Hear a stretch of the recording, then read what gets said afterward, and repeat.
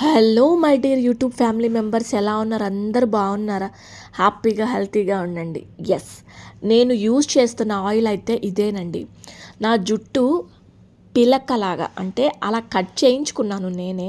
ఇలా పిలకలాగా ఉన్న జుట్టుని ఇంత హెయిర్ గ్రోత్ లాంగ్గా ఎలా చేసుకోగలిగానో నేను మీకు ప్రతి వీడియోలో షేర్ చేస్తున్నాను. నన్ను ఫాలో చేయండి చాలు. మీ స్కిన్ కానీ మీ హెయిర్ గ్రోత్కి కానీ మంచి టిప్స్ అనేది నేను షేర్ చేస్తూ ఉంటాను నా ఛానల్లో. ఫస్ట్ టైం చూస్తున్నట్లయితే సబ్స్క్రైబ్ చేసుకోండి. ఎస్, ఈ ఆయిల్ని మీరు 41 days ట్రై చేయండి. అమేజింగ్ రిజల్ట్స్ అయితే చూస్తారు. దీనికి కావాల్సిన పదార్థాలని ఫస్ట్ మనం చూద్దాం. ఫస్ట్ ఆఫ్ ఆల్ నేను తీసుకున్నాను మెంతులు తీసుకుంటున్నానండి. మెంతులు మన హెయిర్ గ్రోత్కి చాలా చాలా బాగా ఉపయోగపడుతుందండి. జుట్టు పిలకలాగా అయిపోయినా సరే మెంతులు అంత రీగ్రోత్ చేస్తుందన్నమాట. ఒక గాజు బాటిల్ కానీ ప్లాస్టిక్ బాటిల్ కానీ తీసుకొని ఇందులో నేను చూపిస్తున్నాను కదా ఏదైతే స్పూన్తో అంత క్వాంటిటీ వేసుకోండి. ఇది వచ్చేసి రోజ్మెరీ అండి. రోజ్మెరీ ఆకులు అంటారు.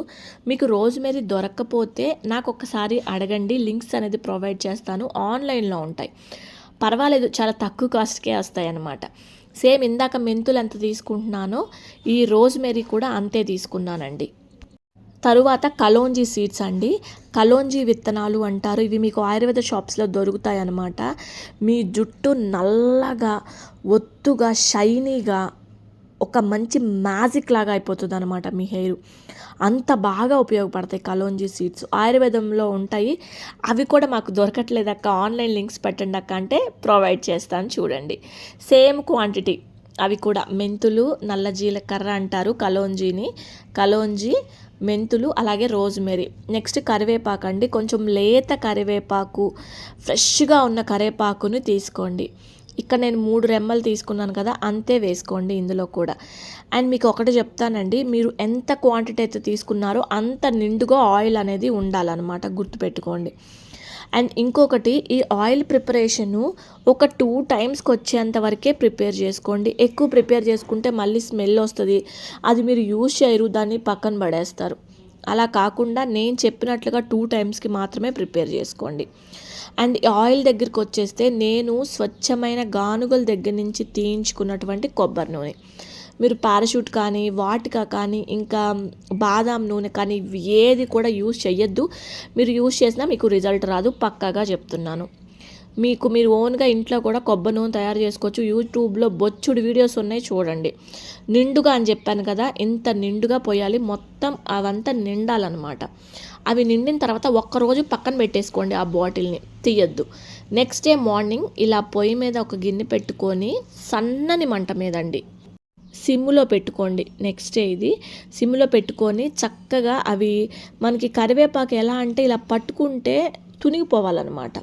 ఒక మనం చెక్కని ఎలా ఇట్లా పట్టుకోగానే విరిగిపోతుందో అలాగ విరిగిపోయేలాగా మీరు సిమ్ములో పెట్టుకొని మంట మీద చక్కగా ఇది మొత్తం ఆయిల్లోకి వచ్చేంత వరకు మీరు ఇలాగ తిప్పుతూనే ఉండండి.